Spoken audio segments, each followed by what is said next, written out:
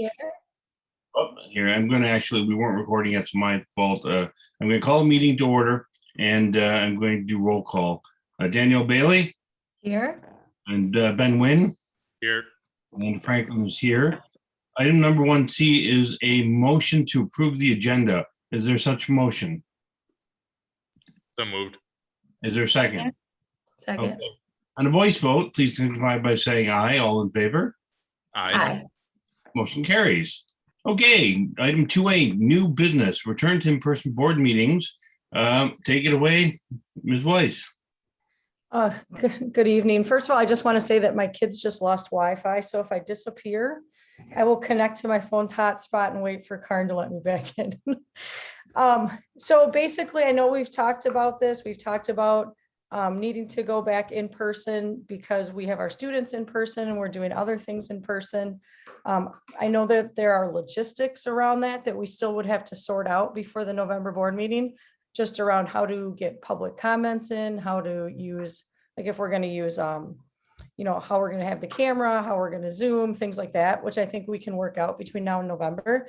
So basically to try to put this to rest a little bit, I thought I would just make a recommendation that we return to having our board meetings in person, starting with the November regular business meeting. Okay, is there a motion with respect to the recommendation? Wait, is this board meetings and committee meetings? Well, let's make the motion right, and then we can discuss, Andy. Is that right or no? Yeah, I agree because it was broadly stated. Sorry. Is there a motion? So moved. Okay, is there a second? Ben. Second, yeah. Okay, so discussion. Yeah, want to Ben, your start? question is good. So that's Ben's question. It has both committee meetings and the board meeting.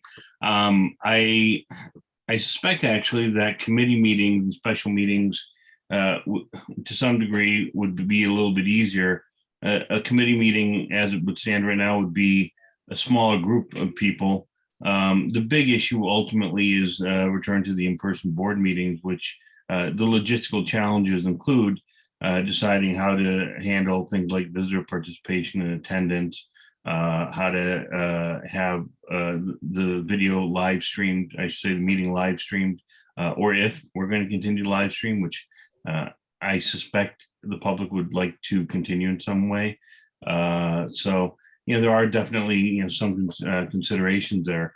I have no problem if we limit it, and I'm not sure that it was intended to be that way, but I have no problem limiting it to the face of it and just talking about main board meetings.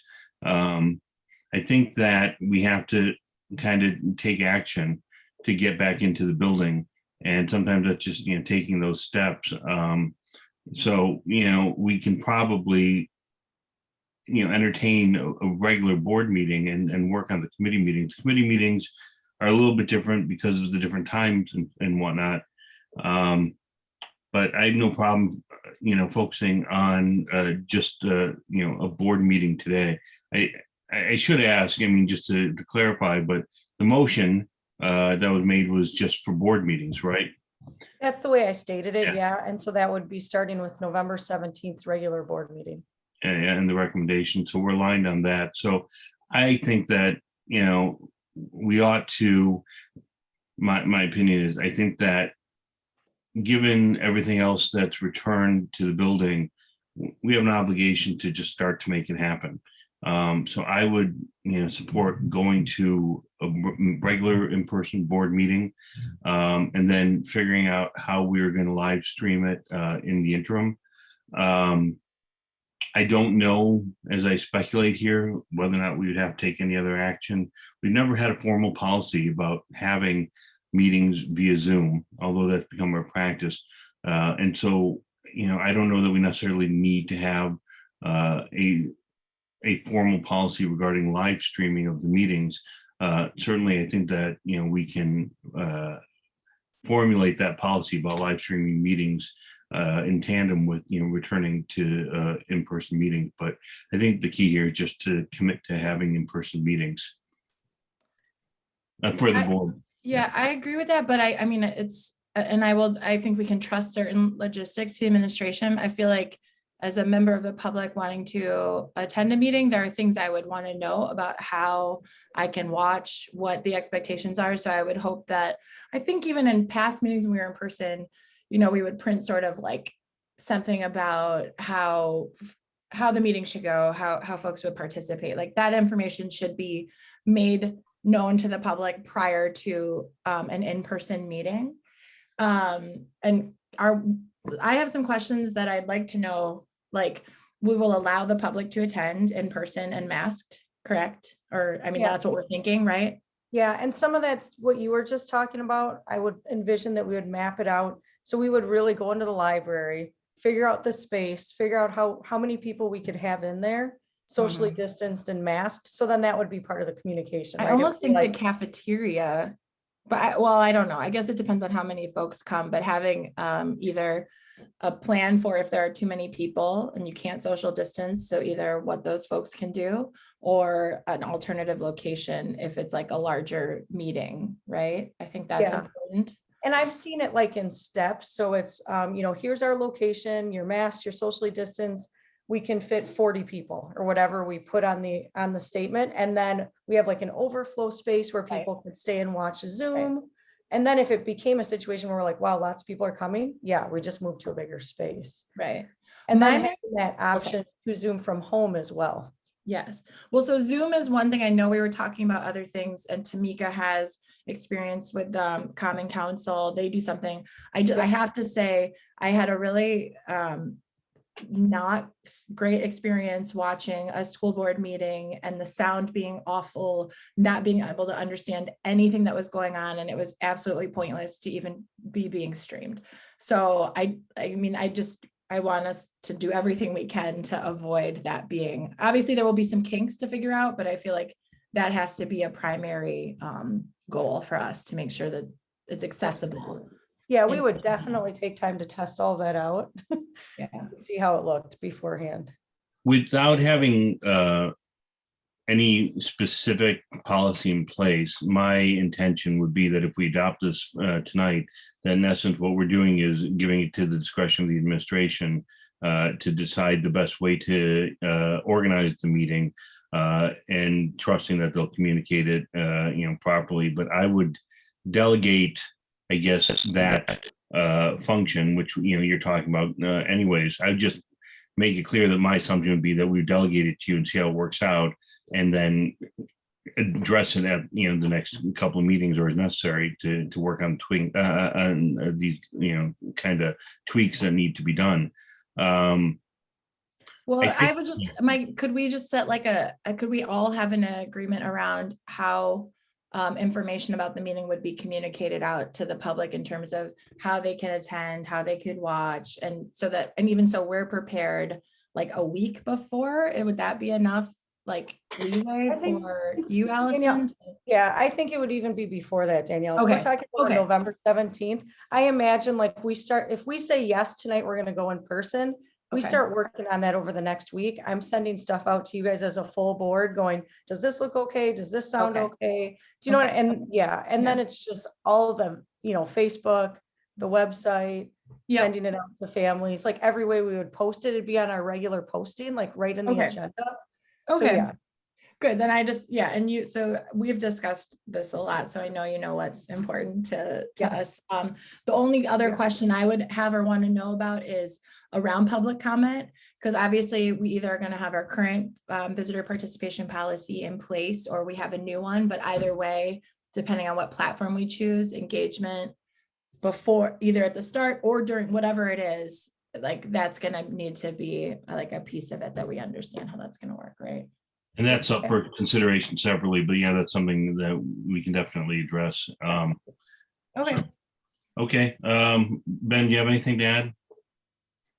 No, I was just curious about the wording. So committee versus board meeting. So, and I think we should get back in person too. So I think that the motion and the recommendation are specifically as to main board meetings, and we would act on committee meetings thereafter. Yeah, the only reason I was curious was because it is convenient having the committee meetings on Zoom, but yeah. I understand eventually those will come back in person. I understand. I mean, it's going to be balanced because we've gotten so used to this, and in some ways, it's facilitated participation and certainly information, and so we don't want to lose that.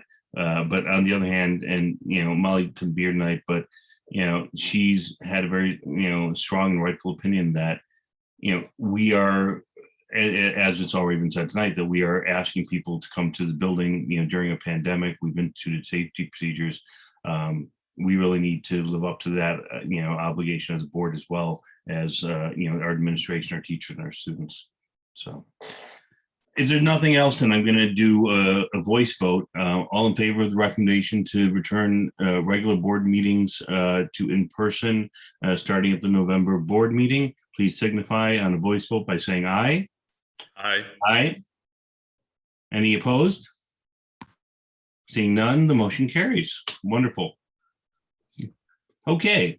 Item 2B is our policy on BEDH public participation at board meetings. Ms. Weiss, would you like to discuss?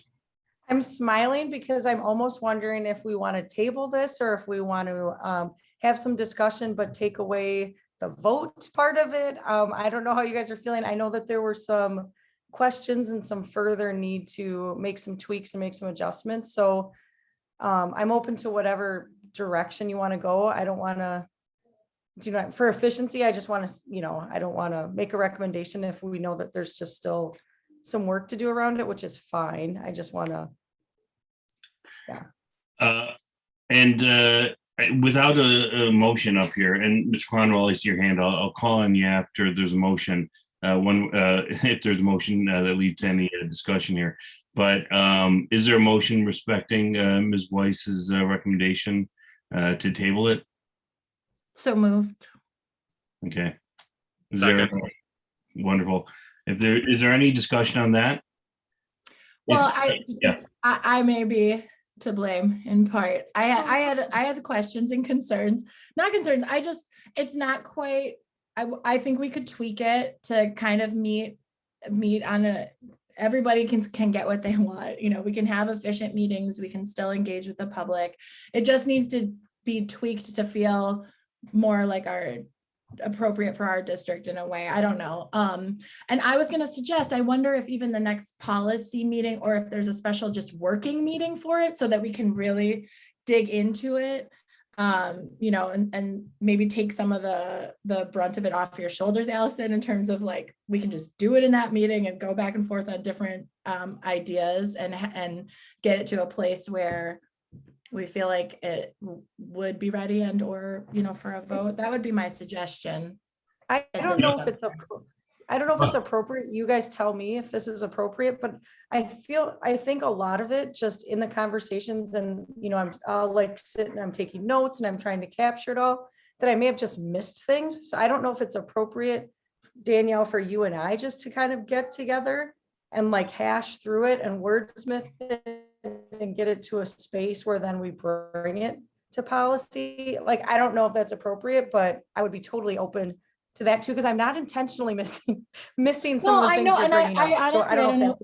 I understand that. I think we've had so many iterations of it now, and taking from different things and lots of different feedback, that I just feel like sitting down and going through it would make it easier. And I'm happy to do that with you or with anyone else who wants to be a part of that.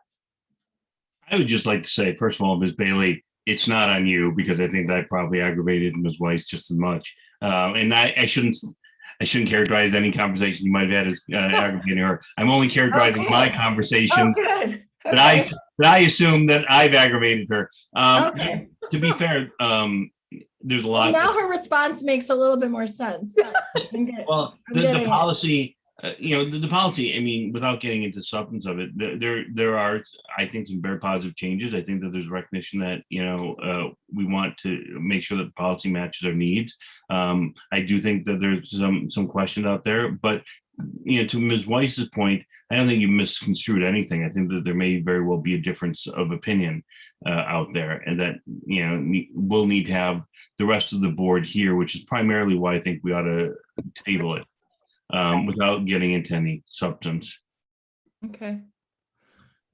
Ben, Mr. Nguyen, do you have anything to add? Well, I mean, so we've talked about it in policy a lot, but no, I don't have any problem with Danielle and Allison, writing something together and we bring it back to policy. That's not a problem at all. So. All right, Mr. Cronwell, I promised to call on you, but we're not discussing the matter substantively, but procedurally. Do you have any further comment on tabling it?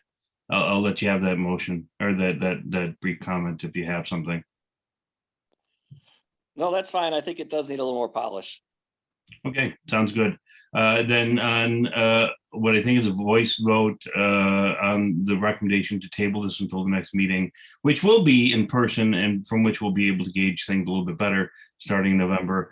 Please signify by saying aye. Aye. Aye. Any opposed? No, the motion carries. Well, I should say, yeah, the motion to table carries.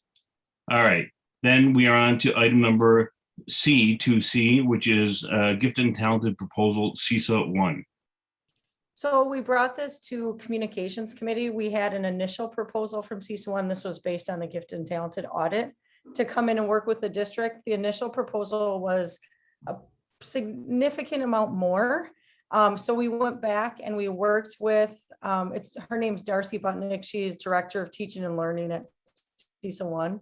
So we went back and worked with her because there were pieces that overlapped with the work that Peggy Black's doing around the co-plan to co-serve and meeting the needs of kids in the classroom. So we removed some pieces. So the proposal is a little bit less.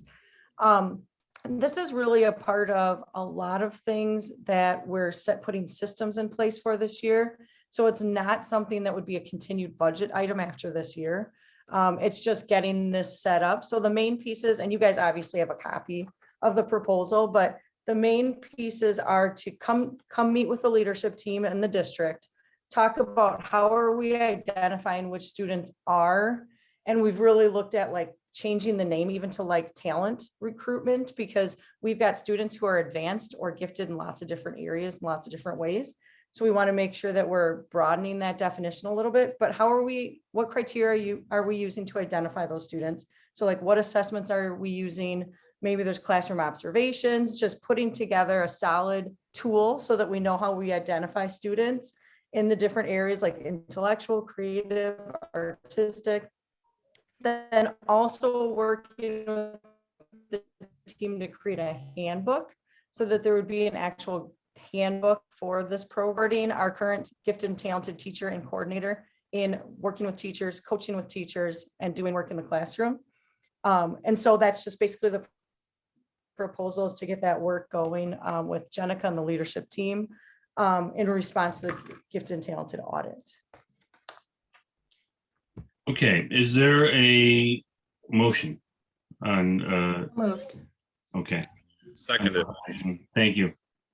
So I want to just make a couple of notes here. I mean, we are really changing how the gifted and talented is working. We've already implemented some of those changes as part of a number of different things, right? Because we've changed the schedule to get more instructional minutes, and as part of that, not only is the gifted and talented class that's part of the resource class that's been moved, that's actually been reformed, I should say, but we don't have that resource section anymore. And I want to make sure that I understand this right. What would happen is CISA would come in and they would make specific plans and work on the handbook specific to gifted and talented. I guess my question is, how does this tie into these other activities that were part of gifted and talented that we've kind of earmarked as extra, I shouldn't say extracurricular, but there are a lot of STEM program things, right? So, we have the Battle of the Books, and we have Future City, and we have all these competitions and math competitions that Ms. Morali coordinates. She's done a lot of work with that.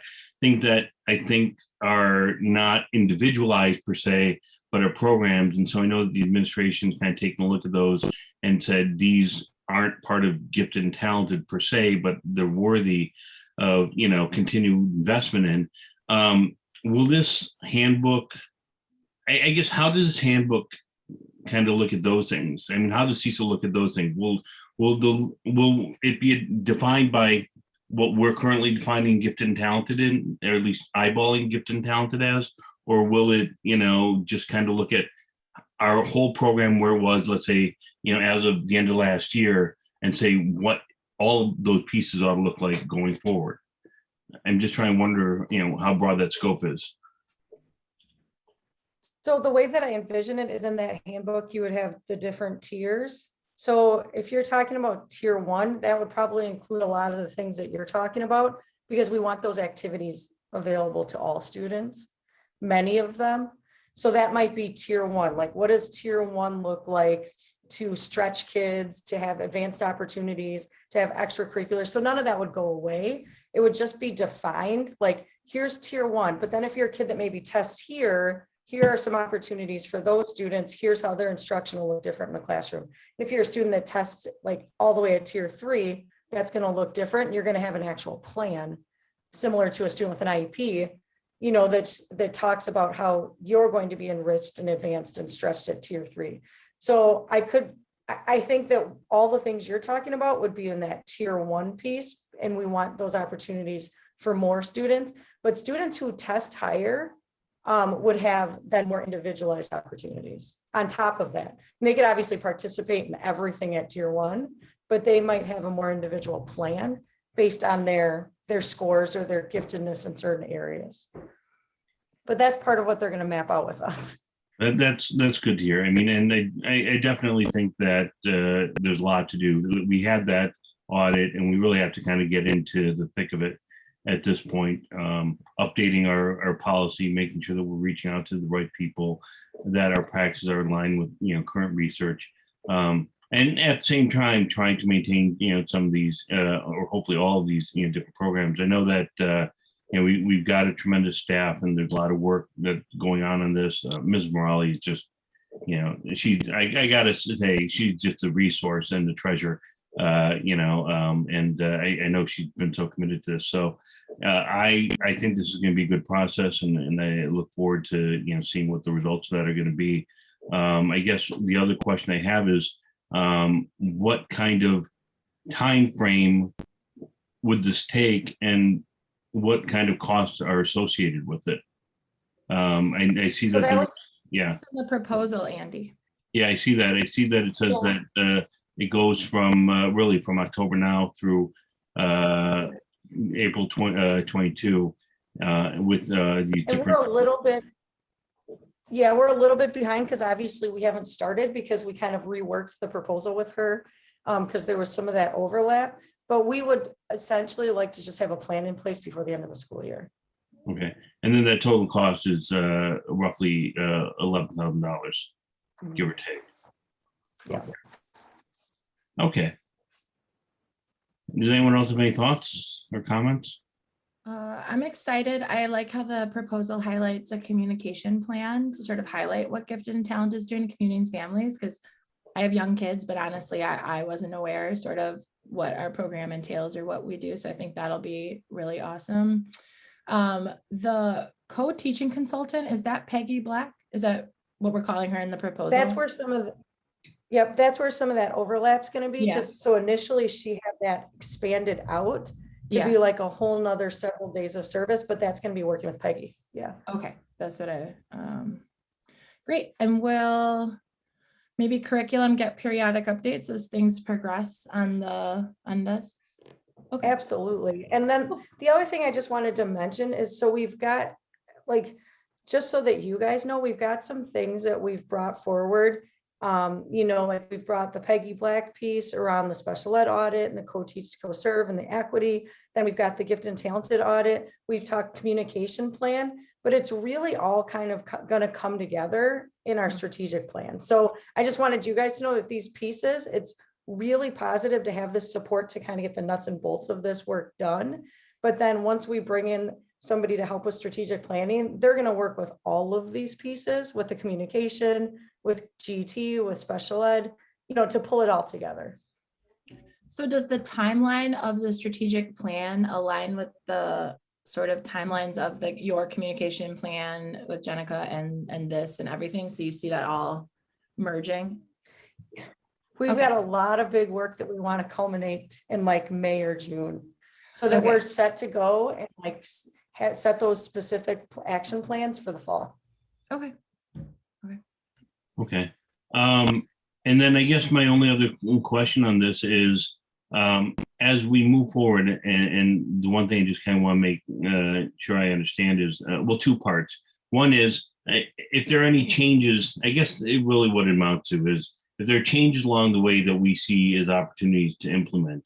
I mean, it's curriculum, and I guess I don't know that the board needs to approve something per se, certainly every step of the way. I mean, I think once we have a full idea of what's going on, that's fine. But, you know, in the interim, until the board has something in front of it to kind of improve, I don't want us to miss an opportunity to implement something.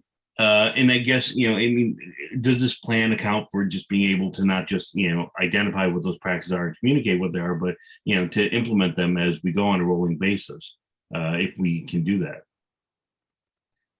I think what Danielle was saying around the curriculum committee is kind of where we would, you know, so if we start working with the consultant and all of a sudden we've got a vision for this programming and we've started working on a handbook, like those drafts would all come through curriculum committee so that there would be those constant updates on progress and on where we are in the process. I don't see a lot of big changes like in what's happening for kids this year. Do you know what I'm saying around this outside of like what we've already done? I think this is more just getting a really solid plan in place. So, and then that's communicated out so that families know what to expect next school year. Okay. But I like the idea of having it go to that, which you should, going to the curriculum, you know, so that, you know, the nuts and bolts can be dissected. Yep. Ben, you're quiet. No, I think we talked about this before too. I don't know if it was in a committee meeting or maybe it was we did this in the school board meeting too. But no, I like that we have a handbook now, or we're going to get one, and there's going to be a set criteria for identification. Okay. Then in that case, Ms. Bailey, do you have anything else? Mr. Nguyen, do you have anything else? If not, I'm going to ask for a voice vote on the motion to approve the recommendation. And so on a voice vote, all in favor of approving the CESA 1 gifted and talented proposal, please signify by saying aye. Aye. Aye. And any dissents? No. Okay, the motion carries. Wonderful. Item 2D. Budget. All right, I'm gonna share my screen really quick. Are you able to allow me to? I don't know who. Let me see if I can. Yep, Lindsay, you're a co-host. You're set. Thanks. It still says I'm disabled, actually. Sorry.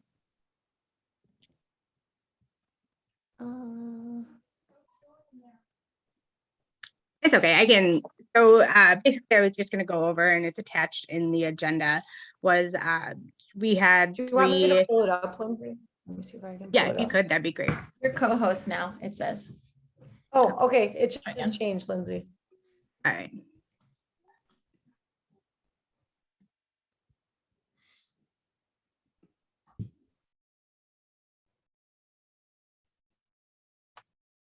Okay. So I wanted to just go through, we have some major Gpi reports that we just submitted. The first one is our third Friday count, which is a major factor in determining our funding for the upcoming year. And then also our Essa school level reporting. This is relatively new, and I'll touch on this a little bit more, but this is what is providing a lot more transparency within districts to be able to ensure that we are doing equal spending across different buildings. And then the last report was, it's called the 1505, and this is our annual report. So this is just submitting all of our expenses for the year. And again, this also has an impact on our revenue for the upcoming year.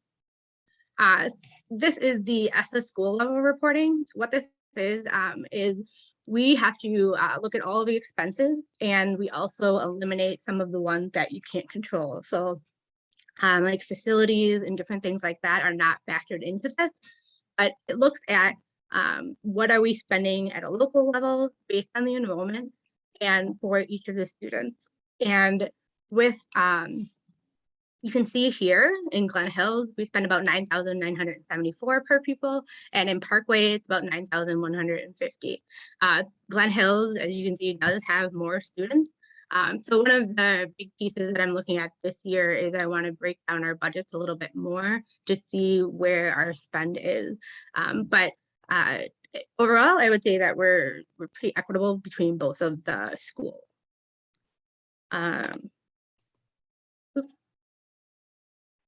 This was our third Friday count that we had this a couple weeks ago. And I did a comparison of what 2021 was and then compared to 21, 22. And this is a breakdown of what was our resident enrollment, our open enrollment, our tuition waivers in, and then open enrollment out, tuition waiver out, and then special ed in and special ed out. So as you can see, our enrollment dropped quite a bit from 985 to 959. The big piece that I want to point out here is, so this is a head count. The head count is used for staffing, but membership, which is what's on our revenue limit worksheet, which is on the next slide, is what we use for our budgeting. So when there's different numbers, it's because different grade levels are counted a different amount for our funding. So that's why on the next sheet, I'll show you, you won't see 959 for the total. It'll be a little bit lower because 4K is not counted as what's called a full-time FTE.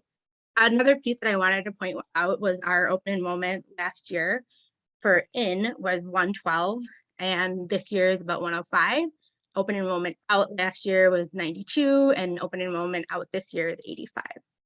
And this is again just projected. The other thing to keep in mind is as of third Friday, this is the number as of third Friday, but districts like MTS are constantly making changes. So we'll see a shift in those numbers once they're submitting their kids into OPAL. So there could be a shift into January that we still can't account for yet. This is where I was talking about the 894. So this is based off of our enrollment from the prior slide. This is what the state uses to determine our funding. So last year we had 906, and so we dropped quite a bit to 894. Because we had such a decline in enrollment, we received a declining enrollment exemption for $227,208. A big piece to remember for that is that this is a one-time exemption. So this is not something that carries over year to year. So when you have a declining enrollment and our property taxes also went up, we're going to receive less aid from the state. So this enrollment exemption helps buffer that loss of what we're not going to receive from the state. And then this is just a brief overview of where things were for the last 4 years. So as you can see in the bottom line, our October aid, which is the state aid that we receive, has declined quite a bit in the last several years. Our mill rate has stayed relatively stable, and our tax levy is also it is declining a little bit, but that is not always something that we can control because again, it depends on how much aid that we are getting. The other piece that I wanted to talk about is tonight we're going to be asking for a motion to approve our final budget.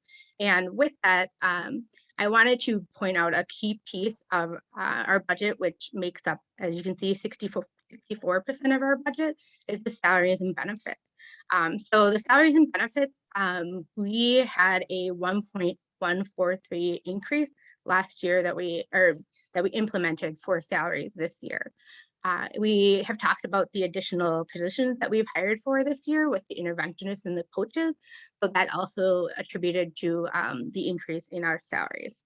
And there were 2 salaries last year that were paid out of ESSER 1 that now we've added into our budget. So there's a slight increase for that as well.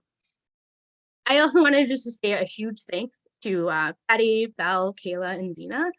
They were huge help and a big, I can't even tell you how much they did with all the third Friday count and just getting all of our numbers. Like they worked so hard, and I was very appreciative. So I wanted to make sure it's a huge thanks to them. So overall, what we are going to be asking for is a motion to approve our tax levy for the 21-22 school year. And the second motion would be to approve our final budget. We had two changes from the budget that was approved in August. It's for a net change of $2,000, $2,875. The change with that was to account for staff changes, and then like Allison had mentioned, the one-time expenses that we have this year, just with different contractors that we're bringing in to help build out our strategic plan. And then also we had the $200,000 transfer to Fund 46 that was approved by the board in the spring. So we had to account for that this year as well. And then the other change was our debt. We had a slight increase to bring us up to align with our debt schedule. I think that's it. Okay, so we have two motions before us, and I suppose that it might make sense just to do them one at a time. The first one is the recommendation of the board approve 21-22 net expenditure. Is there a motion with respect to that recommendation?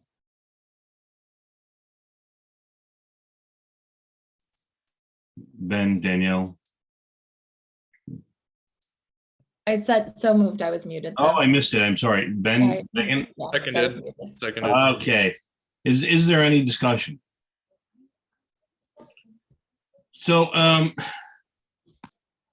appreciate the hard work that you're doing on this. I mean, there's a lot of numbers that seem to be in flux right now in terms of those expenditures as I look at this.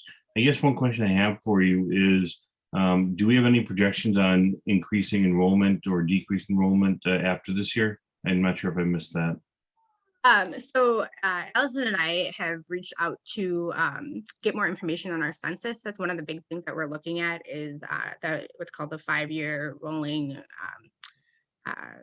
cohort, to look to see what is our enrollment looking like in the coming years. And so with the census data, we'll be able to see how many kids are potentially enrolling in next year. One of the other big things is that we are still coming off of the pandemic year. So I don't know if kids that maybe homeschooled this year might come back after a year of being back in person. So it's definitely something we're going to look at. I think the January count will be able to give us a little bit better idea. Can I One of piggyback on the- that? One of the other things we're looking at, oh, I'm sorry, Danielle. I just That's wanted to piggyback a little.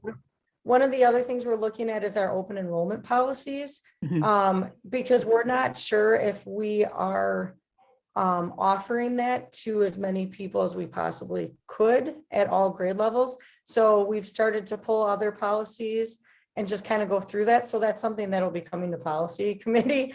I think at that some you're going to point, hear a lot because of we good wanna- things. I'm sorry, I didn't mean to cut you off. I think that you're going to have a lot of interest in revisiting open enrollment come January. So Yeah, I know, because we want to maximize, we want to really maximize families that want to be a part of our district. So we want to look at some of that too, and then just, and also outside of that, transparency in the process and things like that. But just in general, that could be another possible way to get some more students. I wonder, Allison, if you wanna, I don't have a lot of information about this, but it's my understanding that open enrollment students in Glendale are not automatically, able to attend Nicolay. And so if your goal is to make open enrollment in this district more attractive as well, I feel like that's a conversation. I don't know what there is to be done or said about that, but I think that's a conversation to have at the same time. As I you're thinking about that. totally agree. I wondered, Andy was talking about projection. I wonder how significant do we see like summer enrollment, perhaps adding to our numbers or funding in the coming years when we can report that? Should we continue to offer it for free? Do you think that will be like significant or just kind of like a buffer, or do you have any idea about that? I do think it would bring us in some additional revenue. This year, we were able to because we got the exemption, that kind of made up for any revenue that we would have had with summer school. Okay. But so let's say we have 325 kids that are enrolled in summer school. We don't get to count 325 kids as part of our membership. It's, I believe, only 40%. So, and that's based off of the minutes. So at the end of the day, it might only be an increase of 9 or 10. But that's something definitely that we'll look at next year is Okay. what are we offering? And then also I know in the past, the district has had summer school run through Fund 80. And like you said, to charge families. But I want to look at a couple different scenarios and we can kind of decide what is going to be the best way to move forward. Is it going through Fund 10, claiming the membership, or will it be going back to Fund 80 and charging something? So I think it's definitely something that we'll have conversations about to see Okay. what. Okay, thanks. Last year, a lot of us, myself included, mind you, because I'm not perfect at this, but a lot of us were surprised that we had a bump in our property taxes. That was in part due to what we're doing with the referendum. And if I recall, it had something to do with some timing issues because of when we adopted the current referendum and when we finished the last one. And so I recall that was, well, ultimately it was the referendum kicking in, but I think that there were some timing issues there. This year, does that referendum have any additional impact on what property taxes are going to be? No, so the referendum will only impact that first year that it is applied to the levy, because then it's just built into that Fund 10. So once, and then you have like a stable amount that's applied each year, but it's not going to increase the levy amount. So right now our levy was purely impacted by, this is what our state aid said that we were going to get. And then based on our property value went up, I believe it was 2.6%. So the best way to think about it would say is the higher that you have property value, the less state aid you're going to get. And so that's what's going to end up impacting your overall mill rate. So, but the referendum won't have an additional impact at all. All right, thank you. All right, if there's nothing else on the first recommendation, which is the recommendation to, I believe, adopt our final budget numbers, is there a motion? Oh, and we have a motion. I will do we have a motion in a second, so I will do a voice vote on the first recommendation of improving net expenditure budget 19,437,243 as shown by the presentation. All in favor, please signify by saying aye. Aye. Aye. Any opposed? No, the motion carries. Okay. Is there a recommendation on number 2, recommendation number 2, the recommendation to approve the tax levy of 13,753,636? Motion, you mean? Motion? Is it? I'll move. Are you looking for a motion on the Yeah, recommendation? motion on number 2 on Yeah. the second recommendation. Yeah, I'm sorry. So moved. So And moved. okay, then is there any further discussion? Okay. I just want to say, before we do take the vote, Lindsay, it's a lot of hard work, especially stepping into this, and we're happy to have you and happy to have, some stability, going forward and planning, for a future here. So I really appreciate not only the work that you've done, but the presentation that you gave us today. I know you've had some help that you've acknowledged along the way too, but I'm grateful that you've been able to present these numbers to us in a clean, concise way. And also to Ms. Weiss, I think that, I think that you've done a lot of work here too. So to both of you, I just want to extend my gratitude. Send that all to Ms. Johnson. All right. Team effort. And then Ms. Johnson, everything goes to you. Then on the motion that's been seconded, please signify by saying aye on a voice vote. All in favor of approving the tax levy of $13,753,636. Please signify by saying aye. Aye. Aye. Okay, any opposed? Motion carries. Thank you. All right, now we're on to our consent agenda. Item number 3A. And actually, apologize here. My computer just froze up for a second here. Item number 3A is approval of financials. Item 3B is approval of minutes. Is there a motion on the consent agenda? So moved. Okay, is there a second? Second. Okay, and a voice vote, all in favor of approving items 3A and 3B, please signify by saying aye. Aye. Aye, the motion carries. Item 4A, discussion, COVID updates. All right, so our fabulous district nurse is here to provide some updates. I know that every month we've just given, just kind of a snapshot of where we are. We started talking about mitigation strategies, then we moved into cases and what we were doing when we were having cases. I know the emails go out and there's the district dashboard, but we wanted to just stop and pause and provide a more formal snap presentation to you guys about where we are. Kim, are you a co-host right now? Hi, Do you everybody. want me to share it?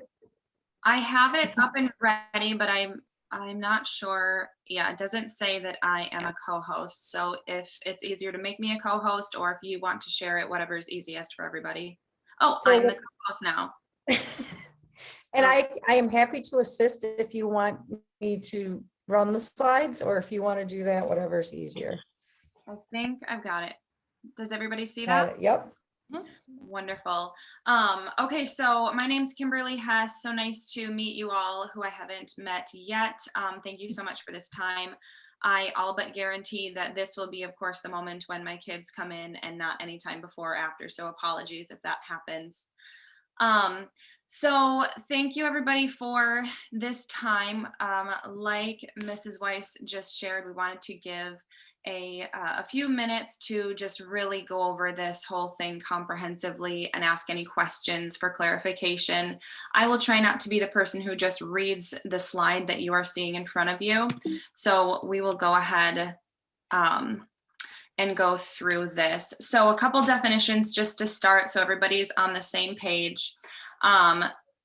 Wanted to add here that we really do follow closely to the guidelines put out by the CDC that are collected and then compiled in a really wonderful fashion by the DPI and the North Shore Health Department. So they've been really wonderful resources for us. The health department, public nurse has been gold for me and for a lot of the discussions and decisions that we've been making as the year has progressed. So that has been a fantastic resource.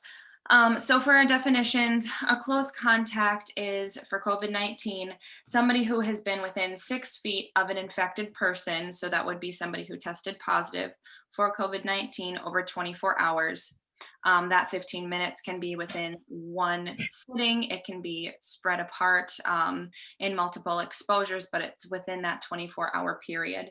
Now, note that it says 6 feet here, and we do have an asterisk there. Within the K through 12 indoor school setting, those guidelines do change. So if both parties are masked, that can change to a 3-foot distance. So if somebody is within 3 feet or more of another person who is masked, and one of the parties has COVID, they are not considered a close contact.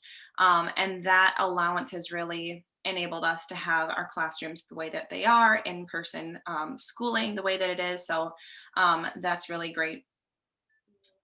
So the way that we do tracing, if somebody does turn up positive, is you really start tracing an infectious period either 2 days before that positive test resulted. I'm sorry, not resulted, but was taken once the specimen was collected. Or if they were symptomatic previous to that, it's 2 days before the symptoms. So whatever came first, the symptoms or the positive test, you do 2 days before that. And then on to the next term, quarantining is when you might have been exposed to the virus, versus isolation is what one does when you are positive. And so you can read here what the recommendations are. The safest recommendation from the CDC is a full 2 weeks, 14 days of isolation or quarantine, depending upon the situation, but they have given allowances for shortened quarantine periods. So one that we use for our students and for our staff. Again, it is very situationally based, and we're talking to each of these students' families and each individual staff member to really gather their entire situation. But we have been able to allow a full 7-day quarantine if they are testing negative and having no symptoms after day 6. The tests that we use are antigen tests, and you guys can read, kind of the specifics on what particles and parts of the virus that are tested here. I know this slideshow is attached in the meeting minutes too, but there's the antigen test, which is commonly referred to as the rapid test, and then there's PCR, which stands for polymerase chain reaction. The antigen test is the one that you'll hear about, typically resulting in kind of that 15 to 20 minute range. PCR can result within 24 hours at the quicker end of things, and sometimes can take up to 5 days. One thing that we do not accept in the school setting are those at-home test kits. We're really just telling families that those are wonderful for personal use, but they're not accepted within our school setting. Current mitigation strategies that we have employed in school and recommended for home is universal masking for all of our indoor school building settings. We've got the social distancing of the 3 feet when possible, especially when it's that indoor mask to mask setting. We have daily self-screeners that are given to the families to do at home before every school day. Air purifiers in the classrooms and a separate air exchange in the Glen Hills Commons, which is used as the lunchroom. We've got disinfecting that is done excuse me, by the janitorial staff daily and after any positive case. We are quarantining close contacts, obviously isolating those who have tested positive, and then doing contact tracing as soon as we find out if somebody has tested positive. We also have a testing vendor that has been working closely with us, and they're in our school buildings daily, called Novir. So they do weekly asymptomatic testing. So families have signed up to have their kids sent down, let's say, for instance, every Friday, and they'll do that for a chunk of time. They can also sign up for daily symptomatic testing. So if they feel any kind of symptoms that have to do with, potentially with COVID, they can come to the office during these times and get tested for it. Typically using the rapid Anagen test, but they also have the ability to do PCR tests. We also have the ability for families who have kept their students at home because of symptoms to do drive-up testing. And so that's been really useful as well for us not wanting to invite anybody who's sick into the building, but they can still use that as a resource. So for Novir, as you can see on the screen for Parkway, we have 45 students enrolled in the weekly screening program. We've had 0 cases that have become positive through screening. Glen Hills, the participation in the weekly screening, I have it covered up on mine. I think it's 67. And then same, no cases have resulted in positive cases through that.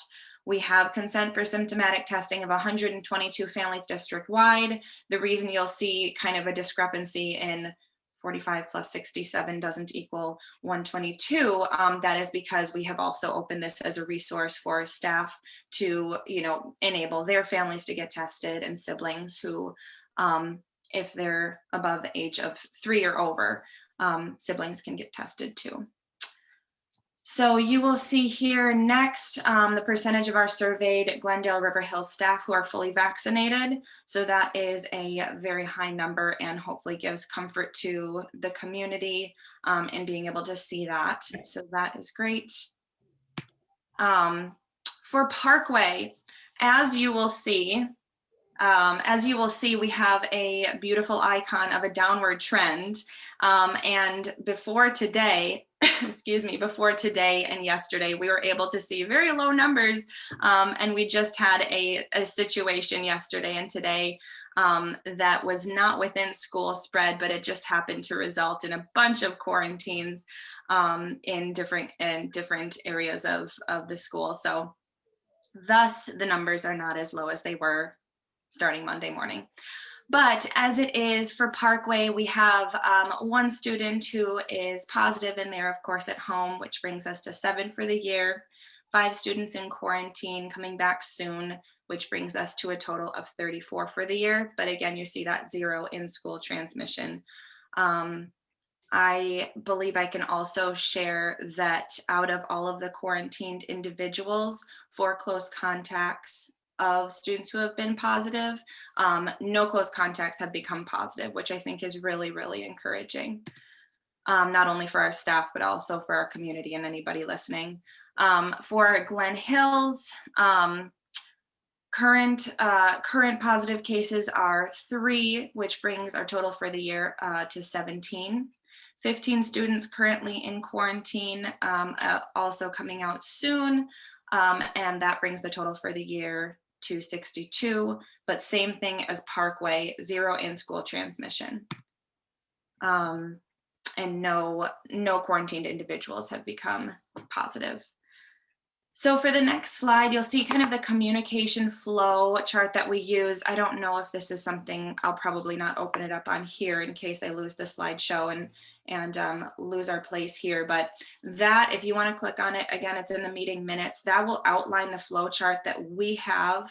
It will outline what role each individual has, whether it's myself or a superintendent or the principals and the secretaries all working together to make sure all of the pieces fit together and that we don't miss anything, nothing falls through the cracks, as far as making sure to not only isolate and quarantine the individuals that need to be, but also that we are getting our families the information that they need, making sure that they are connected with the dates they have for their quarantine or for their isolation, making sure that they know how to connect with their teachers or when they will be connected with by them, depending upon the grade level. And also giving recommendations for testing sites and making sure they know who to go to if they need any help. And then there's been staff communication, which then quickly goes out once we have contacted families of close contacts.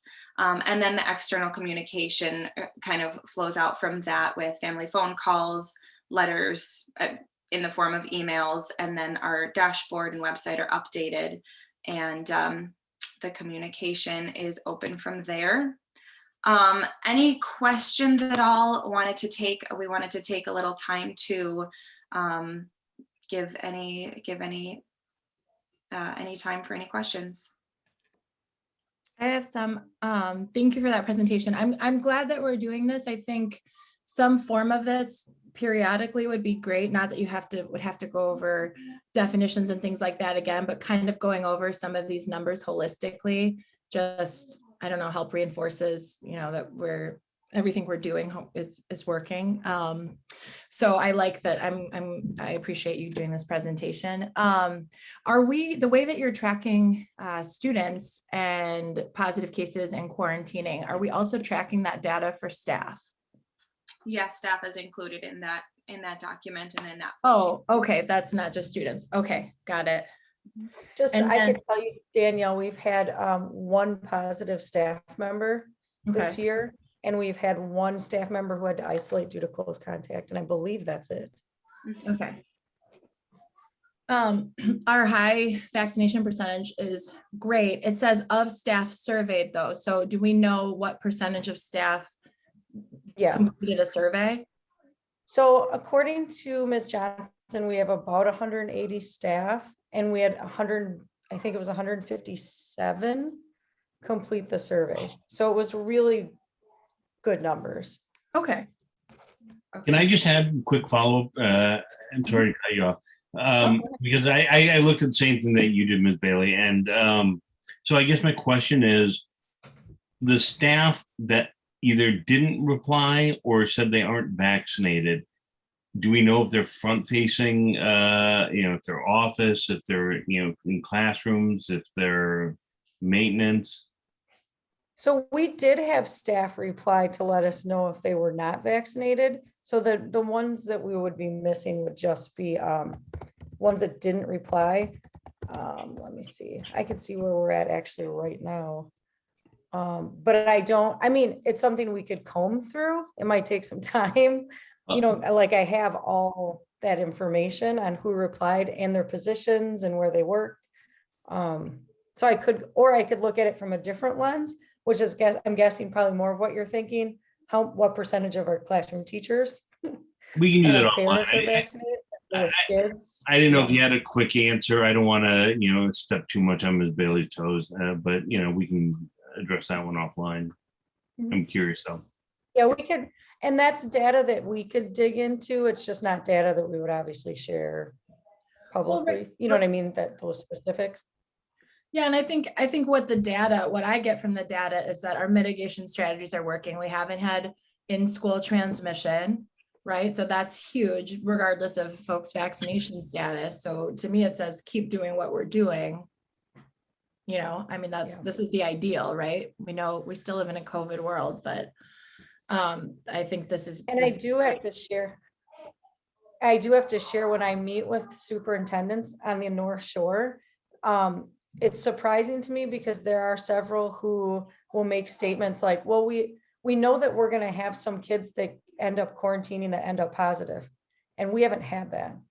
So I feel like we are really, what we're doing is working because we're getting better results. And I know like the lunch table piece, that was a concern, like whether or not we send that whole lunch table home, but I'm glad that we are, because I'd rather err on the side of being overly cautious and then get those kids back as soon as possible, but not have that spread within the school. So my last question was just related to quarantine. I know that the Parkway, right, we do asynchronous if a kid's quarantining, and I don't remember if that's Glen Hills or whatnot, but I guess I'm just curious what your thoughts are on how these quarantine periods are going for the students, especially with such a larger number of kids who've done it at Glen Hills, and if we've tweaked that at all, or we think what we're doing is working, and that your impressions of that. Kim, I don't know if you've gotten any feedback from parents. I know at Glen Hills, there's a little bit more Google Classroom used, and so there's that connection through the technology. We were also going to try to dig into the average length of quarantine, because what Kim mentioned about being able to test on day 6 has brought some students back sooner. And then also sometimes, depending on if it's over a weekend, do you know what I mean? It could really be a minimal amount of school days. So that's something we could look into too, but I haven't heard, I don't know if classroom teachers or Kim, if you've heard any feedback from families. I mean, I think the feedback varies, depending upon what parents want to share, or if they have a generalized positive view or negative view, either during that specific time or just of the whole process in general.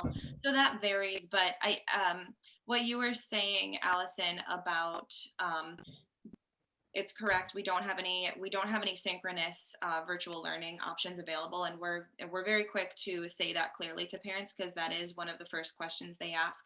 But especially for, let's say, the Glen Hills students, they are doing much more of that Google Classroom piece. They are doing a lot more of the communication with their teachers, and so what we've been doing is encouraging them to. Hopefully, they're hearing from their teachers, but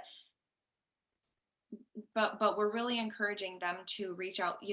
You do this on a daily basis. This is when kind of that independent responsibility piece is starting to shine through, when they're starting to get into that 4th, 5th, especially 6th and upward, those grades. And so we're encouraging them to, email your art teacher, email your music teacher, email your math teacher. Let's see how you can get involved and not miss a beat when you come back. And then with the elementary kids at Parkway, I think it's just natural with that age level that their teachers are just much more involved in communication with the family and being kind of part of that overarching academic piece, because they have those kids for most of the day, versus in the middle school setting where the students share a lot of different teachers. And so mostly I've heard positive things. If we've ever had any negative circumstances with that academic piece, it's been a pretty quick resolution process of like, we'll message the teacher right now and we'll make sure that you guys are connected, and typically it gets resolved very quickly. And also, like Allison was saying, that quarantine typical length of time, it really does have to do with, if it falls over a weekend, or even in the situation where, let's say one student tests with a PCR test and it takes days for it to result, and then we find out it was positive.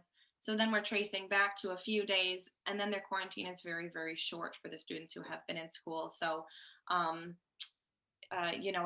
would say that it varies, but we've heard mostly positive things about the academic piece, and thankfully that it is mostly for a short amount of time.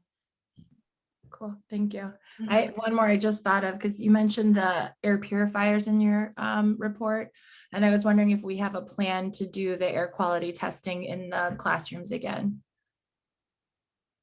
That would be a question for Allison. I'm sorry. Yeah, yeah. Yeah, I haven't talked to Jim about that, but that's something that we can connect on for sure. Hi, Jim. There he is. Oh, yeah, our plan is to do it twice a year. We'll do it in the fall now, and we'll do it again in the spring. Okay. So yes, in fact, I was just thinking about that the other day, Danielle. Thanks for All right. bringing it up. Cool, thank you. I'd You're like, welcome. and I'm sorry, Ms. Bailey, if you had anything I'm all else. done, I'm all done, I'm all done. Right. I want to step on the third rail briefly. And just, I was curious if we have any data on vaccination rates and, our 12 and up group, and also, how we're looking at potential White House actions on vaccination, if we're going to, encourage or otherwise. There's no action today, but I guess I'm wondering if you have any thoughts on, how to address vaccination when it becomes available to the vast majority of our students. We did talk to North Shore Health. We meet with them every 2 weeks as a superintendent group, and they are planning on doing some clinics with schools again, once we get approval for the 5 to 11. So that was a positive, so that we can get that going. I don't think we did do a survey, but it was optional, because it has to be optional, for families to share whether or not their kids vaccinated at this point. I know that we've had many students not have to quarantine because of vaccination, especially obviously in 7th and 8th grade. But that's not, we don't have like actual numbers on that. As far as some of the White House pieces, I kind of look at benefit versus potential culture pieces, and with a rate that's as high as we have in our staff, do you know what I mean? I'm not sure if it's necessary to move, in that direction or not. I'm definitely open to the conversation as we move forward, but being at such a high percentage like we are, I'm not sure if that's, and such a low number of staff that we've had, like we've only had one staff member, and that person was actually vaccinated. You know what I mean? So it's not like it's an issue right now. So yeah, I'm not sure. Well, and that makes sense. I'm just, looking down the road, and I don't mean to put you on the spot either, because. Yes, but you do. No, but these are things that, you see in the news, and they're on your mind. But I think ultimately you're right. We have a community that I think has been on the side of science, and has kind of stuck with how the school's done things also through this pandemic. So, you're probably right that we're going to be able to get a high level of support through that. So that's the only question I had. But Ms. Hetz, I think is just wonderful work. I appreciate your slides. Everything just very clearly stated, and I'm just glad to see that so many of the strategies that we are putting in place are being followed through on, and that we're doing our best here. We can thank Allison for the slides. She laid them out so wonderfully for me to kind of just fill in some info. So it's a team effort. So thank you to everybody helping out. And I just want to thank, Ms. Hess for her just thoughtful connection with families. It's really, really appreciated. And I want to thank just our building principals for communicating with staff, helping with figuring out who we're going to quarantine and isolate, contacting, families and teachers. It's really a group effort. And then, our secretaries and our health room aides, and we've got a really strong team, because it's not fun. I wish we didn't have to do this part of the work anymore, but we've got a great team, and we've got a community, like you said, that's doing what they need to do to keep us in person. Right. Okay, Mr. Wynn, Ms. Bailey, if you have nothing else, I'll move on to item 4B, which is complaint process, chain of command procedures.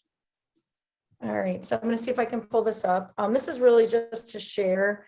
We did talk about it in policy committee, and then we also, I brought it to the administrative team so that they had an opportunity to go through it and provide some feedback. And then I also brought it to the association so that they had an opportunity to go through it and provide some feedback. So I'm feeling pretty solid that we've got some good feedback around this. So this is just hopefully something to share out in the next staff newsletter and perhaps the next family newsletter, posted on the website, just to kind of really map out just that chain of command. So it's really simple. Let's just start at the lowest level, right? So if I'm a certified teacher, the first point of contact is going to be my building principal. If the concern is directly with the building principal, then we are lucky because we have assistant principals. So there's always an administrator at the building level that can be that first line of contact for any teacher support needs or concerns. If that's not resolved at the building level, then they would reach out to me and we would, bring the whole team together and try to problem solve that together. One of the notes that we made is that any teacher, regardless if they are a member of the association or not, has the opportunity to request a member of a representative to come with them at any point. So if they're more comfortable meeting with their principal or meeting with me and bringing one of their reps with them, that's perfectly fine. And that's something that they can do. For our support staff, the only difference would be that they are going to have probably a direct supervisor that's a teacher. So we would ask them to try to work with that person first, even before bringing it to the building principal. And then it moves up the chain in the same way. We've also got the formal complaint process, of course, that's outlined in the staff handbook that can be used if through these steps a complaint is not resolved. For administrative staff, we talked about having a staff member reach out to a cabinet member. So that could be Ms. Westfall, that could be Ms. Johnson, that could be myself. So if Ms. Young was having a problem, or Dr. Smith, that they would have the next level to reach out to. And then if that wasn't resolved at the cabinet level, then of course they would reach out to the school board at the next step. And then we talked about parents and guardians, just also encouraging them to follow that same process, starting at the lowest level. So if there are classroom concerns, reaching out to that classroom teacher to try to resolve them. Then the next step, the building principal, superintendent, and then of course the school board. And so we've just been trying to, if a complaint comes up the chain, it's just really have you talk to your child's teacher, or have you reached out to your building principal and just trying to redirect, because we don't want to have opportunities where somebody's coming all the way up to the top with a concern that nobody at the building's heard about or had a chance to resolve. So we want to make sure that we offer that opportunity for everybody to solve problems at the lowest level. So it's not a policy, it's just kind of a process that we would share with staff and families. I mean, just at first glance, I know that we do have a policy document that I think it's drafted as kind of a chart in there, and this seemed to, align with that. I think it's really important that, and it seemed like this is reiterating the trust that we have in our staff, and also just in having a process to follow. Obviously, these things aren't always a science. Sometimes they aren't perfect, but it sounds to me like this coming from a place of accountability and trust, not. And I think it's really good that you're emphasizing, for example, in communication to staff, that they are entitled to have someone with them if they have a concern or a question. I think that just saying that is one of those things that engenders trust, to know that we welcome that level of discourse. So I think this is good to have. Yeah, I like it. I'm glad that you took in a lot of feedback from various parties. I can see that sort of reflected from the original draft. My only question is, are there any types of complaints in which a person would skip these protocols and go directly to the formal complaint process, regardless of whether, like, I'd asked this in a different way before about like very like serious infractions or things like that, where you would just want, like, I mean, maybe that's just obvious and I don't know, but I'm just curious. You know what, it's interesting because that specifically was brought up in policy. And we talked about that. We're like, well, what if it was something serious like sexual harassment or something? And I think a really good point, and it was Tamika brought it up, and she said, so if you're a teacher dealing with this, you still want to go to your principal, because your principal is going to then say, okay, here's the process we need to follow. Here's how you file this complaint. Here's how you do X, Y, and Z. So there still wouldn't necessarily be a need to jump up the chain. Do you know what I mean? Because you would get that support to file that serious complaint, you know what I mean, at the building level. And if, so here's a scenario, staff member is experiencing sexual harassment from their direct supervisor. I would assume they would skip going to their direct supervisor and they would go to their building Right, principal. unless of course it was like the principal and they could go to the AP.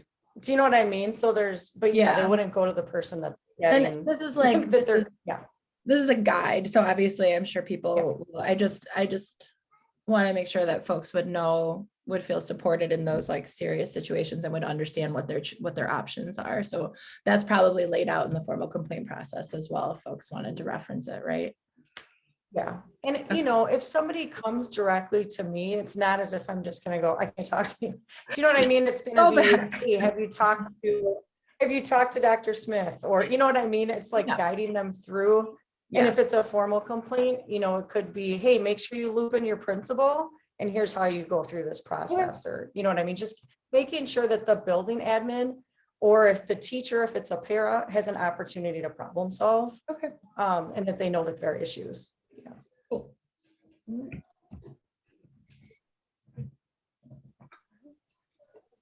Okay, if there's nothing else, we can move on to the next item here on the agenda. Mr. Nguyen, did you have any further comments? No, I agree with it. We talked about it in policy. Yeah. Okay, great. Then item 2C is school-based mental health services. As Ms. Johnson. I'm really excited I can talk about something that's not numbers related. So as you know, like one of our big focuses this year is as kids are coming back to school face-to-face is how can we address mental health with our students. So I worked with our insurance company, WEA, as well as our insurance broker, Hayes, and we are going to be doing a partnership with Aurora Healthcare that will allow any students in our district to receive 4 sessions of therapy. It can be based in the district or families can reach out and the district will cover the cost for 4 sessions. And again, this can be something where we're going to be sending something out to families. So families can reach out to Aurora themselves to request these sessions. And then they also, the big thing is that these providers are all local providers. So it's establishing relationships with providers in the community. So if families do 4 sessions in school and then there's still more additional sessions needed, it's a provider that's local and they can continue those services. And then the other piece is they will be working with our student services team. The point of contact will be Denise, our social worker, and they'll also be able to do referrals. So if we have students that the school psychologist, the counselor, the social worker are recommending that need those 4 sessions, they'll work with Aurora to have these sessions provided for students and also their families. So the big piece that was nice for this is it's not just students. So if students, they need to have parents come in, this is also available for them as well. And the Aurora rep and our social worker will both be working hand in hand. So we know the latest of all the statuses of any of our students that are receiving services and everybody is apprised of the situation. Okay. I think that's a wonderful year. Yeah. It sounds great. When you say families, so it's families with a student, not also for a family member to cut to. Correct. So it would be the student with a family member. Okay. And this is just students, so not something that could be available to our teachers or staff as well? That's the next bullet point. I'm getting to that one. Okay, cool. Well, we can go to that if there's no further questions. Our next agenda item, which is, Well- yeah, go ahead. Shocking. So is there a cost associated with this? So the district is paying a cost. So I worked with them and there's a tiered system. So depending on how many families we have in the district was depending on the tier. It's a reasonable cost of what we're paying for each of the students. And I know one of the questions that came up from our student services team was like, what happens if a student needs more than 4 sessions? And that's kind of we'll address it as it comes, because until we see what the need is and how many, then we can go from there. But we really are just trying to make sure that if a student needs services, they're getting them. We don't want the cost to be the reason for not getting services. We should keep the foundation in mind and their family emergency fund and that in terms of maybe supporting a mental health fund or something to support students who need additional care.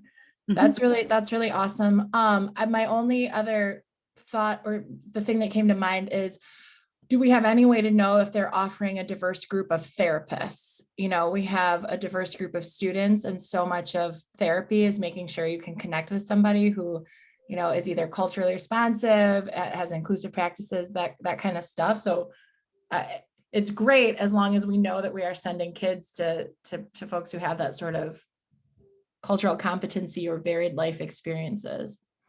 So one of the things that Aurora mentioned was that they have a very broad network, and that's one of the big pieces that they'll work with Denise and the student services team to make sure that, you know, the therapist that's going to be provided is a good fit for the students. And I am very dependent on their expertise to be able to know what are the needs of the students and what would be a good fit. And that's one of the big reasons that the district and Aurora being in such close contact is because, you know, if a student goes to a session and 1 or 2 sessions, like this is not a good fit, like everybody's aware right away, so we can address it and make a change if we need to. Okay. Well, awesome. I'm very excited for this. It's cool. Okay. All right, then moving along to item D then, which is staff wellness. So along with our student wellness, we also really wanted to focus on our staff wellness as well. So we are forming a partnership with the Wisconsin Athletic Club. And they are very supportive of the district, and they wanted to be a part of whatever they could do to help promote wellness.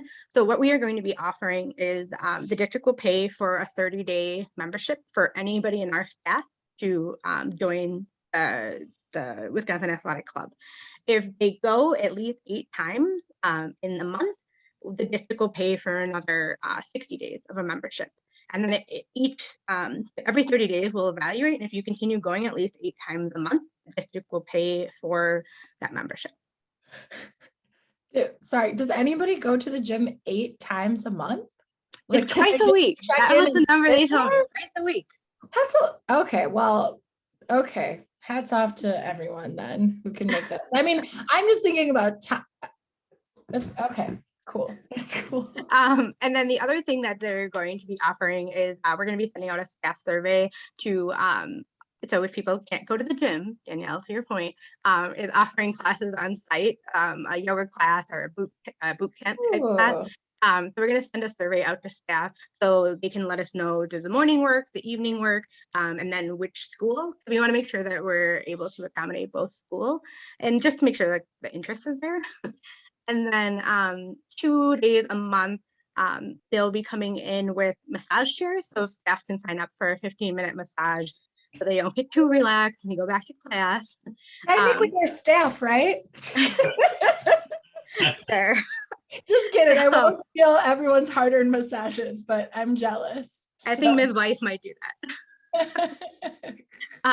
So we wanted to offer a variety of services and then potentially offer some classes with kids in the summer. So I think it could be the start of a great partnership with them. And I'm really hoping that staff will utilize it. And then Of course, the financial piece is hopefully not this year, but the following year. If we have a good participation rate, one of the things that we can do with Vitality, which is a program through our insurance company, if staff are participating, they can lower their insurance premium. So Cool. potentially a goal. Okay.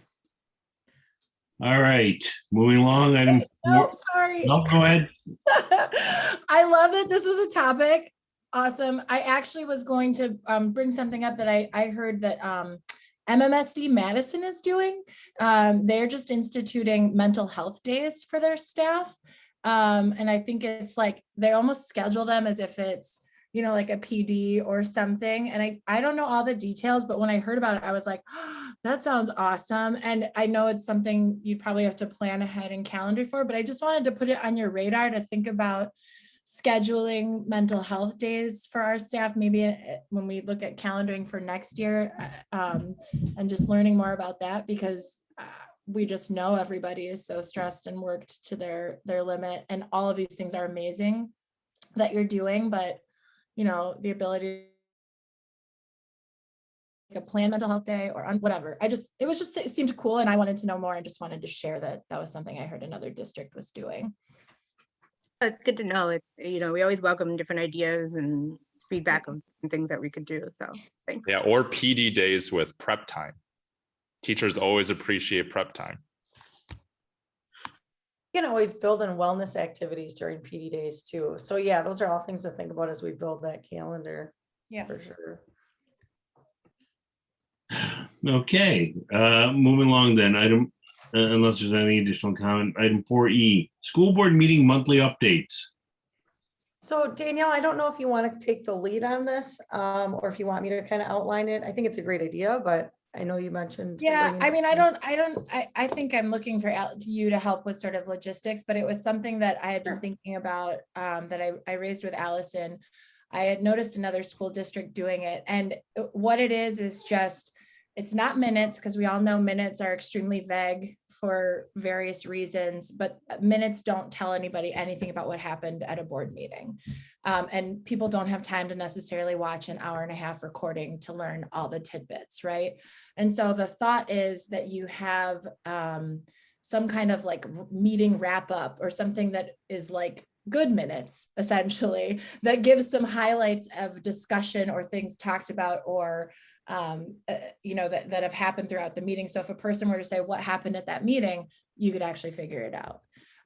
And so I had sort of raised this idea to Allison about would this be something, you know, I just think it might be a good communication piece for us to start doing. And I don't exactly know.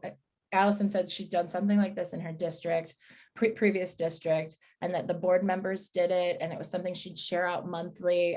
So it's just something I wanted us to think about, that I think it could be really good, a good communication tool. It would be more work for us, or some of us, or maybe Tamika as the secretary, who's not here, who said she wasn't going to do anything. Anyway, so just kidding. So when we get into an inevitable shouting match and start talking over each other, yeah, put that into the cool minutes and say, hey, yeah, did like you fight?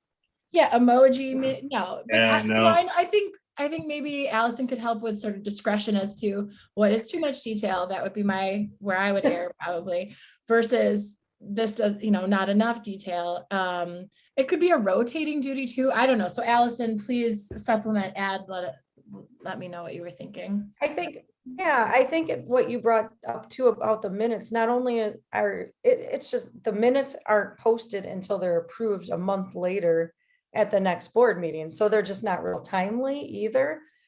So, you know, the way it looked in my previous district was literally, it was a Google Doc, and it had, you know, so for this meeting, it would have categories that would just be like, public participation policy, and it would say this was tabled and will be worked on further, you know what I mean, just like a little like summary of everything, gifted and talented proposal that might have a couple lines about, you know, what that proposal was, and if it was approved or not.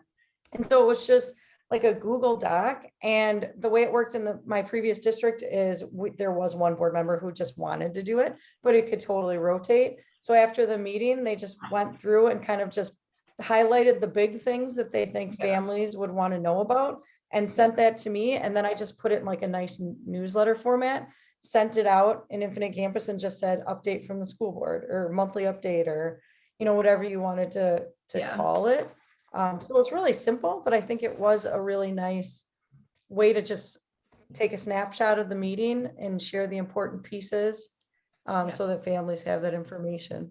And since it was sort of my idea, I would be happy to sort of take it on as a duty initially, and then perhaps we could make it part of like the secretary's duties going forward or something, or communications chair, whatever the role we think should be sort of doing that, we could sort of embed that into their role. I don't think it has to be long, it's just letting It's just families more know, information the than main. minutes. I certainly think that anything that we can do to give more information, it's worthy endeavor. One thing that, and actually, Ms. Weiss, you and I discussed this, I think, a while ago. One thing that would be nice for us to do is to make a commitment to highlighting, the accomplishments of students. There's some occasion where we get that, and before your time when we had in-person meetings, we'd have a lot of presentation by Ms. Morley, for example, from competitions and things of that nature, which are great, and I welcome them. But there's the basketball team, there's the different sports. We just finished the cross country season, and I think giving a shout out to the participants do that, or tracking those accomplishments or achievements. If someone's in the news, if someone done something special, we've had people give testimony, on special education matters, for example. We've had our community in the news, and we've had our students, with achievements. And I would, there's a fine line, right? Because you can't do too many updates without it necessarily being noticed. But I think that, you can definitely do something to bring more attention to our student achievements. I mean, our students are, the best I'll say it because I say it, but I mean it truly, which is, our district and our students, we have the highest achieving students. And I think it's a wonderful thing to do to, frankly, brag about it a little bit from time to time and show what good things our students are doing. However we can do that, I would encourage us to try and find some time in the agenda, to highlight that. And I know that we have updates as well. I know it's not quite what you're envisioning here, but I certainly welcome anything that we can do to better communicate and to highlight, the successes of our district.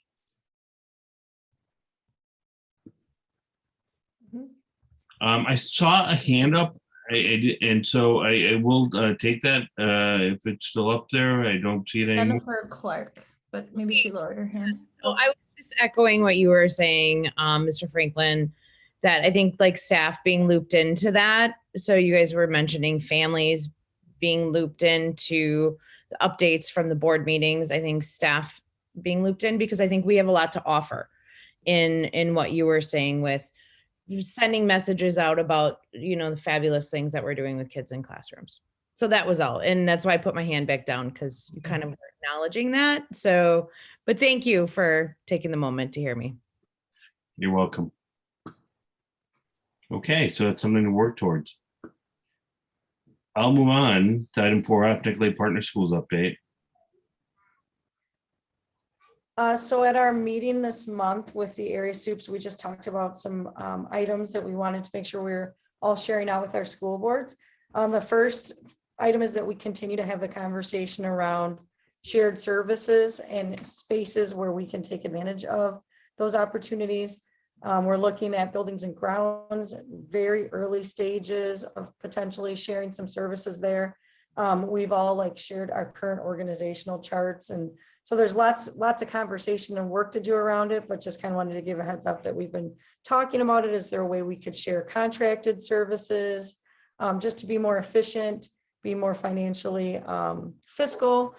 And then obviously knowing that a couple of our districts are losing some staff in our department soon. So how can we perhaps share some services around there? The other thing that we were talking about was food service. We've already decided as K-8s that we're going to be going out to RFP for food service, and Nicolay is considering potentially joining the RFP process. So then we'll start talking about how that would look, who the fiscal agents would be, utilizing the kitchens, how that could potentially save. But we would still obviously be going out to RFP to determine which food service we wanted to go with.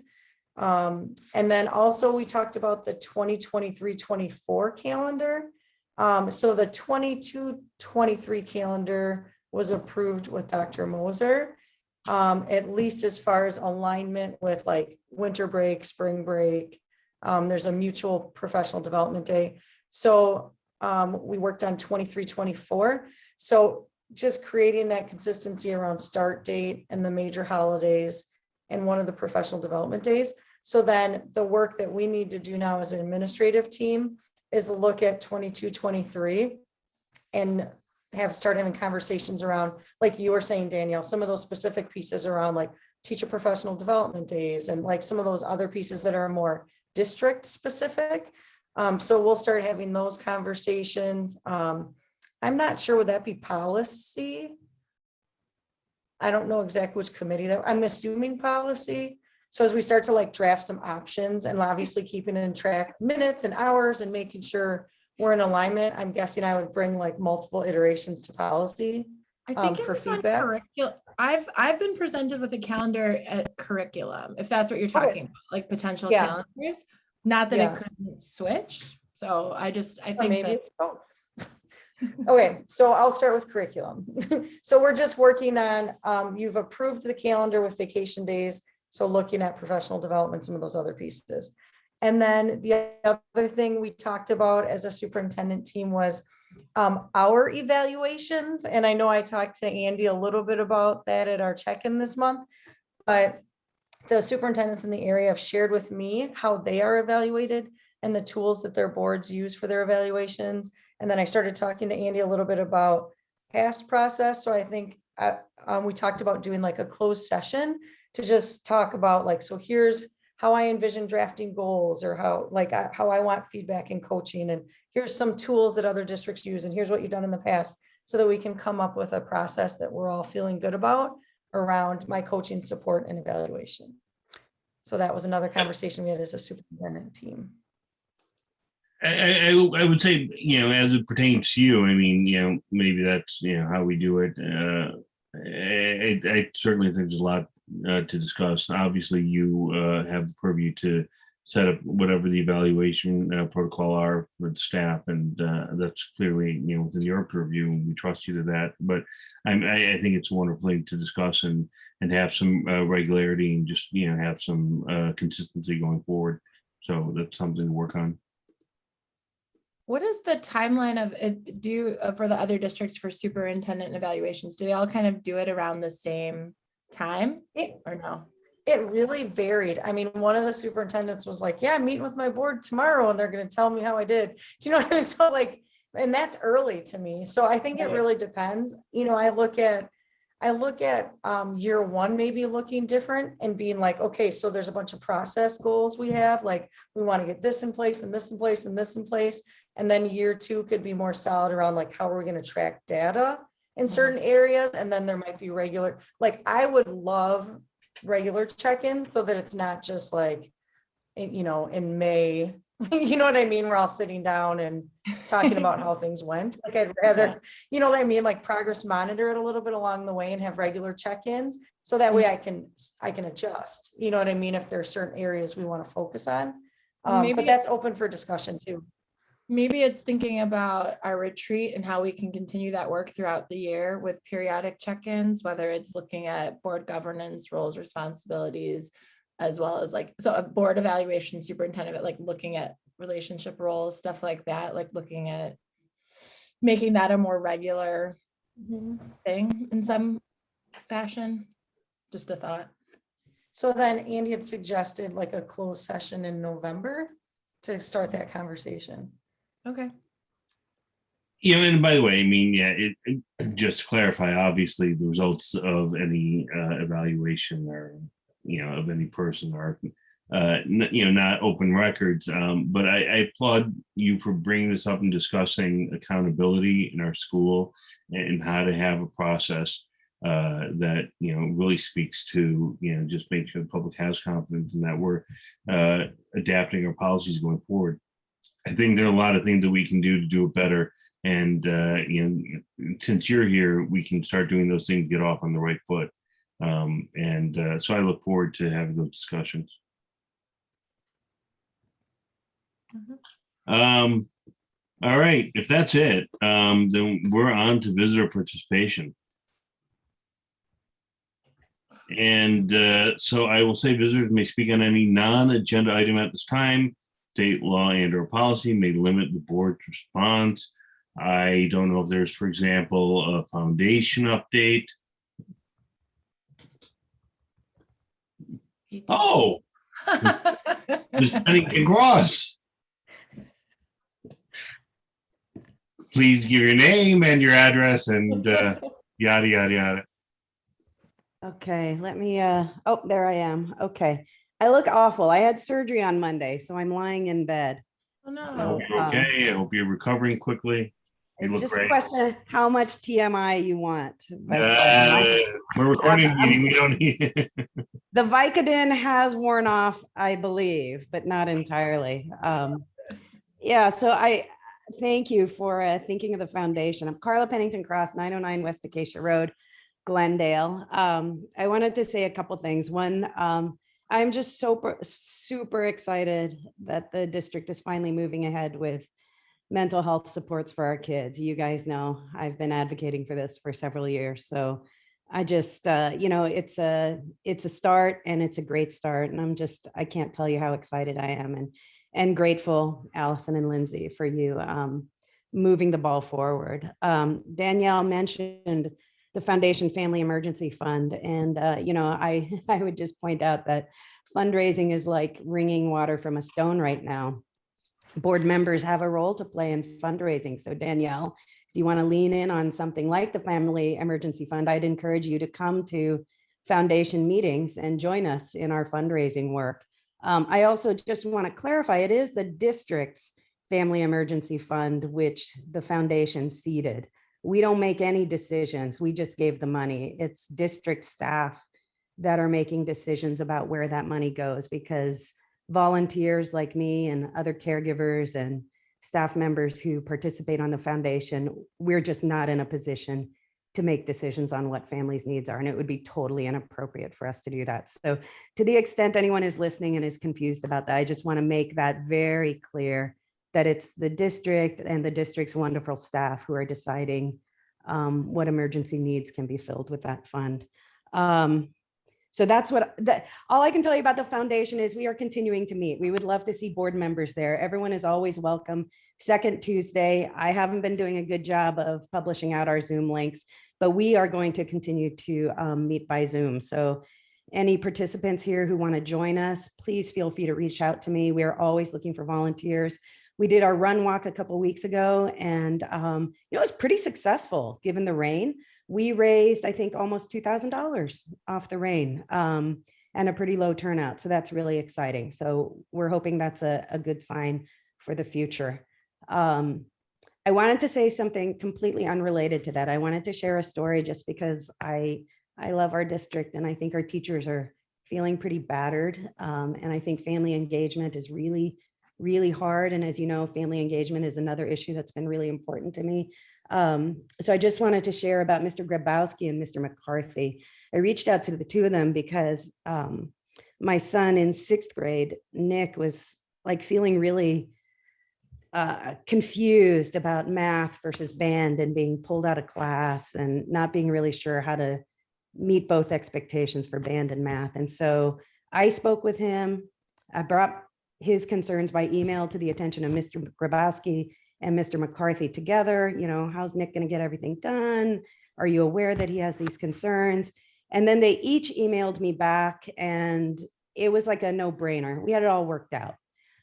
This came to mind as you were talking about chain of command, because it was just, I was so anxious and Nick was so anxious, and with just simple notes from two teachers who were respectful, who treated Nick's concern with dignity, who respected each other's teaching and curriculum needs. We just worked it out without a hitch. And so I just want to thank those two teachers here in this public place for being pretty darn awesome and just taking a lot of anxiety off my family's plate. And I know teachers are doing this all over our district and probably not getting the applause they need for it. So I applaud all of you for hanging in there, and glad to be at my first meeting with you, Allison. So thanks for hearing me out.